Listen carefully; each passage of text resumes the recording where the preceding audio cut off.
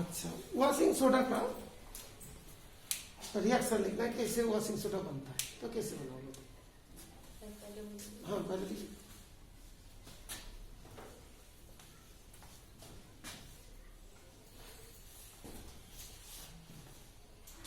तो बेटा जी बहुत अच्छा लिखते बेटा, जी तो बहुत बड़ी, बहुत रिस्पेक्ट के साथ है ना। Yes next.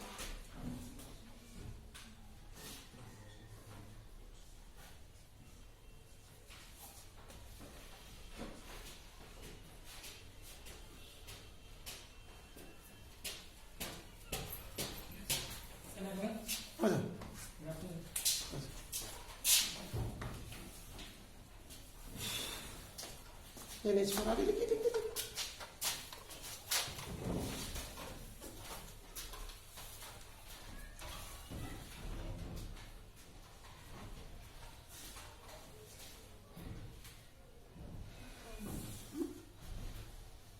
भूल जा रहे हो ना? ओके, भूल जा रहे हो तो तुम मान लो इतना लिख के तुम भूल गए कि यार मैं लिख नहीं पाया, तो होता ही है।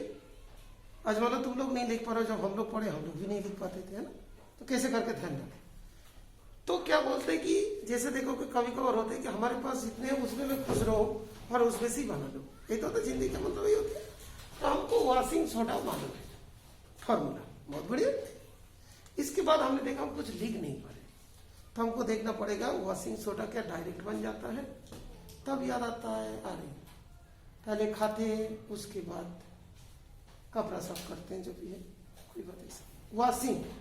वॉशिंग वाला बात आता है, पहले तो खाते ना इस तरीके से, तो पहले खाने वाला सोडा आता है, खाने वाला मतलब बेकिंग सोडा है ना, तो बेकिंग के बाद वॉशिंग आता है, बेकिंग के बाद वॉशिंग। तो ये जो वॉशिंग में जाने के लिए बेकिंग की जरूरत है, तो बेकिंग सोडा से वॉशिंग सोडा जाए बने, बेकिंग सोडा से वॉशिंग सोडा बने। अभी हमें बेकिंग वॉशिंग सोडा का फॉर्मूला मालूम है, लेकिन बेकिंग का मालूम नहीं है, तो वॉशिंग के एच को ले लो, H is the main criteria. तो इसका फॉर्मूला क्या हुआ, NaHCO, बीच में इसको बैठा दो, उसका 2 हटा दो। ओके, फिर जब तुम लिखोगे तब तुम्हारा माइंड में आएगा अरे हो क्या रहा है, जैसे कहीं पे 2 लगा दो, कहीं पे 1 लगा देगा, मुर्जी कोई भी कुछ ना। फिर तुमने दूसरा बुक देखा, अरे सारे बुक में ऐसे कर रहे, ऐसे क्यों कर रहे? बिकॉज सोडियम जो होता है Na प्लस होती है और CO3 2 माइनस होती है, बैलेंस चेंज होगा Na to CO3। जब इसका जब 2 माइनस है तो जानते हैं H प्लस होता है, H प्लस और CO3 का 2 माइनस हो गया, तो HCO3 कितना होगा, 1 माइनस होगा।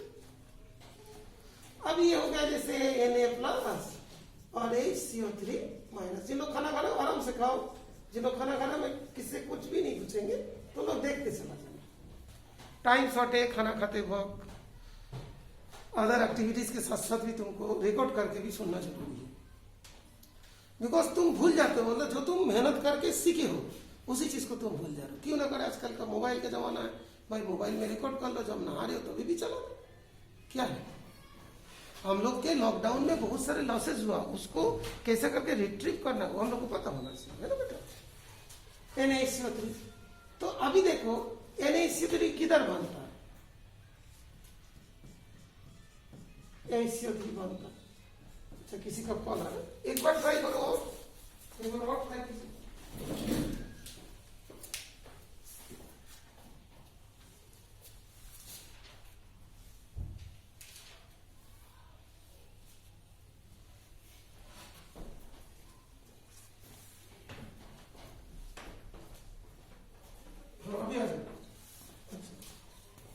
हेलो, हाँ अभी आ जाओ। हाँ खाना वाना खा के, ठीक है। अब एग्जाम का खत्म हो गया ना सब, तो फाइनल आ रहे, अभी तो NTSC स्टेज 2 का तैयारी करना है, उसके बाद फाइनल का हम कर देंगे, ठीक है। ओके, तो NaHCO3 बना, तो NaHCO3 इधर बन रहे हैं आज मान लो कोई बुक खोल दे तो ये देख लिया तो हो गया, नहीं थोड़ी याद आएगा, माइंड में सेट थोड़ी होगी। तो इसके साथ हमने देखेंगे कि जब हम लोग वॉशिंग सोडा लिखते हैं तो यहाँ पे 2 वर्ड आता है, तो यहाँ पे 2 लगता है, इसे करके हम लोग याद रखते हैं। तो फिर यहाँ पे 2 वर्ड है, इसके प्रोडक्ट में भी 2 बनता है, लेकिन ये वाला तो मालूम है कि इससे बनेगा, लेकिन तुरंत भूल जाते हैं कि इसका आगे क्या होगा। तब तुम क्या करोगे, वॉशिंग को फिर दोबारा लिखोगे, वॉशिंग, ये एन है और एच है, एन है और एच, ओके। अच्छा हाँ ठीक है, एन है और एच है, तो एन लिख दिया और एच को लिखा, ठीक है। फिर ये 2 था तो 2 उसका डबल कराए तो 4 हुआ। फिर हम भूल गए कि भाई इसके बाद क्या आता है, कौन हमको सहारा देगा, हम तो हमारा दिमाग को इस्तेमाल करेंगे कैसे करके। इसके बाद हम लोग का देखते कि एक बार देखेंगे इसके तरफ, देखिए सोडियम कहाँ से आता है, सी वाटर से आएगा। सी वाटर में कि ऐसे मिलेगा क्या, बुलाने से आएगा नहीं, उसके अंदर आता है नमक पानी, सॉल्टी वाटर, उसके अंदर होता है। तो जरूर ऐसा होगा कि जो है यहाँ पे NaCl और वाटर की बात होगी, धीरे धीरे आएगा NaCl और वाटर। फिर जब तुम्हारा कोई एक बच्चे का ये तो खाना खा के जा रहा है, तो क्यों जा जा, हाँ। तो जब भी मान लो कि NaCl का बात हुआ तब देखो क्या, अरे अभी मेरे को पता चल गया। तो इसके मतलब इधर पे एक चीज दिखाई नहीं दे रहा, बिल्कुल सोडियम दिखाई दे रहा, हाइड्रोजन दिखाई दे रहा, ये सब दिखाई दे रहा, लेकिन क्लोरीन जरूर यहाँ पे आएगा, तभी तुमको याद आ जाएंगे क्लोरीन है। क्लोरीन आ गया, जैसे क्लोरीन आ गया तब तुम्हारा तुरंत माइंड में होगा तो नाइट्रोजन कहां से आएगा, नाइट्रोजन आएगा अमोनिया से। अमोनिया का फॉर्मूला होता है NH3।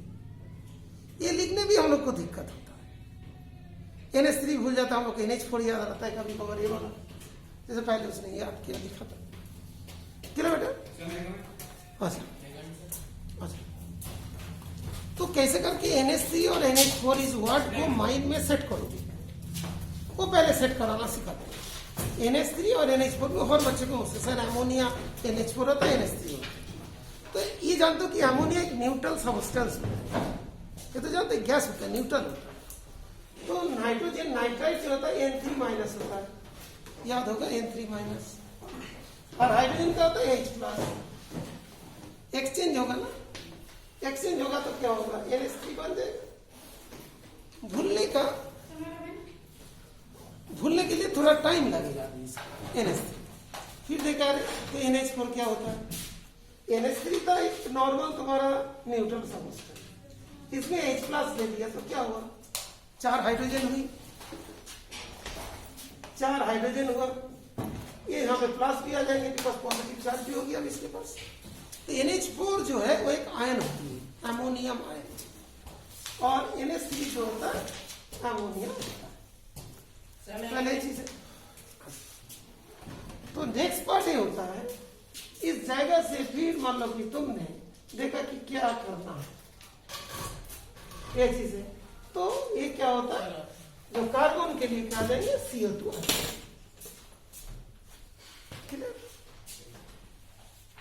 ये चीज।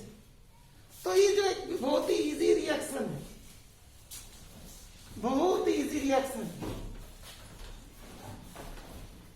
ये reaction is in the simplest form of the reaction. जब इस रिएक्शन को जब 11th क्लास में जाओगे, धीरे धीरे तुम पढ़ोगे, तुम्हारा भी साइंस टीम मिलेगा, तो और पढ़ोगे और हो जाएंगे। इतना दिन नहीं पढ़ा तो क्या मतलब है, अभी मैं पढ़ रहा हूँ, मैं समझ के पढ़ रहा हूँ। रिएक्शन हर बच्चे का था, जल्दी जल्दी याद कर रहे हैं, रट लेते हैं और जल्दी जल्दी भूल जाते हैं। धीरे धीरे पढ़ो, कोई एक सीक्वेंस में कैसा करके, इसके बाद हम ये रुक गया था, यहाँ पे शुरू किया, ऐसे शुरू किया। इस रिएक्शन को जब 11th क्लास में पढ़ोगे तब इसमें से जो साइंटिस्ट इसको किया था, और जिसमें फर्टिलाइजर में इतनी बड़े इन्वेंशन हुए थे, जिसकी वजह say that was solvent process.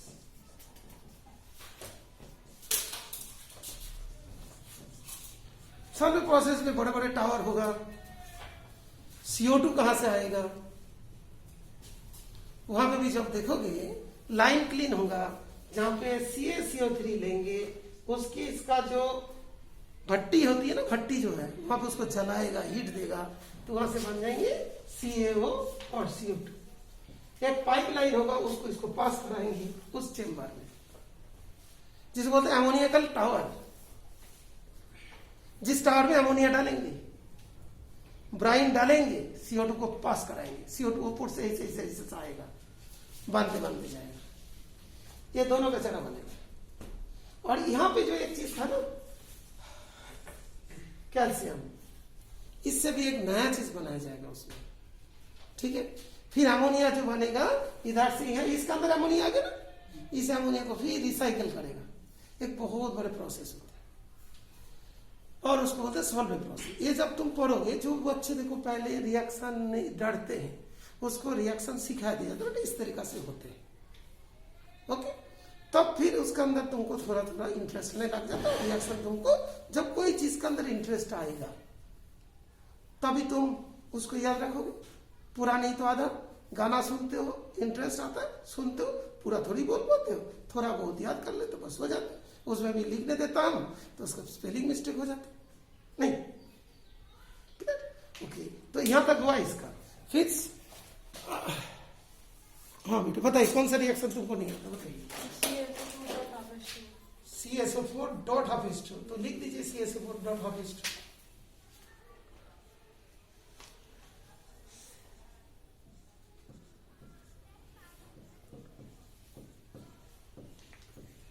अच्छा, ये रिएक्शन जो है इसमें तुमको ये डर लगता है, पता नहीं किधर, एक राइट में बनता है लेफ्ट में बनता है, लेफ्ट में रहता है, दैट इज ए रिएक्टर। मतलब जिस रिएक्शन में ये वाला इन्वॉल्व होता है वो नहीं आता है ना। तो कैसे करेंगे, तो हम लेफ्ट में लिखेंगे, थोड़ा इधर लिख देता, CaSO4 डॉट हाफ H2। तो हम लोग प्लास्टर ऑफ पेरिस जानते हैं, सीमेंट जानते हैं ना, प्लास्टर ऑफ पेरिस सीमेंट जानते हैं। सीमेंट कैसे मिलते हैं, पाउडर मिलते हैं ना, पानी डालते हैं ना, फिर डालते हैं ना। तो सीमेंट क्या करते हैं, उस पानी को सोख लेते हैं और खुद ठोस बन जाता है ना। तो इसके मतलब पहले वो हल्का था, दूर दूर दूर दूर था, पानी उसके अंदर बॉन्ड बना देता है, वाटर उसके अंदर बॉन्ड बना देता है और स्ट्रॉन्ग बन जाता है और इतना ठोस बन जाता है। अभी देखो आधा पानी तो कुछ नहीं होगी। पहले ये समझना है कि आधा मतलब क्या होता है ना। पहले इसका स्टोरी को पहले अच्छे से समझ ले, जैसे ना कोई स्टोरी सुनाएंगे तो उसमें छोटे चीज तो याद रहेंगे। इस बात को समझ लेते हैं मतलब क्या है। जब इसका मतलब जब समझ में नहीं आता है ना, हाफ H2 मतलब क्या है, वाटर मॉलिक्यूल को आधा किया, ये क्या तो रुबुज है, आधा कर दिया है ना, ये तो मॉलिक्यूल है, आधा कैसे किया लगेगा। इसका मतलब ये नहीं है। ये जो CaSO4 दो CaSO4 होता है और इसको जोड़ने के लिए एक वाटर मॉलिक्यूल का जरूरत पड़ता है। सीमेंट को जोड़ने के लिए जैसे वाटर की जरूरत पड़ता है, तो CaSO4 को जोड़ने के लिए भी एक वाटर मॉलिक्यूल जरूरत पड़ता है। अभी तो आजकल का दुनिया में हर टाइम पे लड़ाई होती है, भाई भाई में लड़ाई होती है, तुझने आधा हिस्सा लेके चली। तो टेक्निकली वो नहीं है, लेकिन प्रॉपर्टी में इसका आधा है, तो ये चीज है, ठीक है। अच्छा, तो ये वाली चीज यहाँ पे थी। अभी जब हम इस पानी डालेंगे, तो पानी डालेंगे तो कितना पानी डाल सकते हैं, हाफ को 1 में चेंज करें, हाफ को 2 में चेंज करें। तो अभी भी तुमको बता देता हूं, ध्यान रखिएगा। यहाँ पे भी वही चीज है, 2 आइटम्स है। इस तरीका से ध्यान रखें कि यहाँ पे जाके CaSO4 डॉट बनेगा, दैट इज ये जो है ना, यहाँ पे 1.5 दे दिया, 1.5 दे दिया। अभी जो CaSO4 ये क्या 2H2 होगी। अभी देखो काफी सारी CaSO4 होगा, एक एक CaSO4 की जगह पे कितना 2 वाटर मॉलिक्यूल आ गया। पहले एक CaSO4 की जगह पे आधा वाटर मॉलिक्यूल तो पाउडर थे, अभी CaSO4 की जगह पे 2 वाटर मॉलिक्यूल आ गया, तो उसके जोड़ने वाले बहुत होगा, 2 के बीच में का 4 मॉलिक्यूल हो जाएंगे। अभी जैसे यहाँ पे CaSO4 ऐसा हो गया, इसके अंदर 4 मॉलिक्यूल वाटर मॉलिक्यूल आ गया। मतलब इस तरीके से समझो, क्योंकि एक के लिए 2 के लिए 4, तो ऐसे बताओ कितना बड़ा स्ट्रॉन्ग हो जाएंगे, वो काफी ठोस बन जाएंगे। ठीक है बेटा।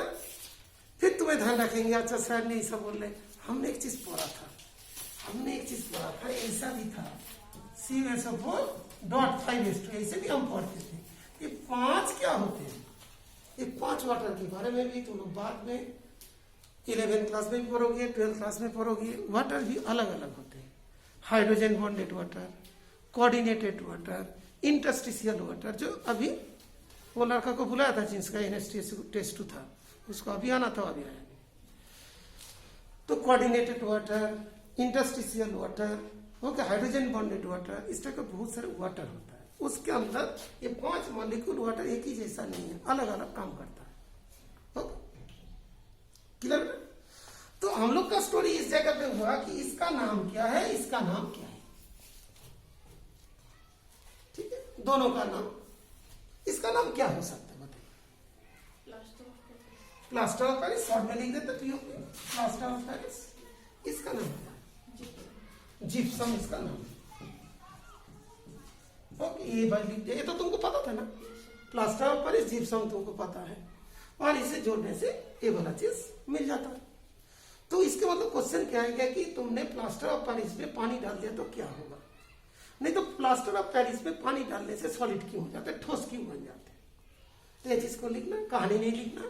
हमने तो कहानी सुना दी, तो क्या लिखना है? उससे जिप्सम बन जाता है। जिप्सम एक बहुत ठोस आइटम होता है।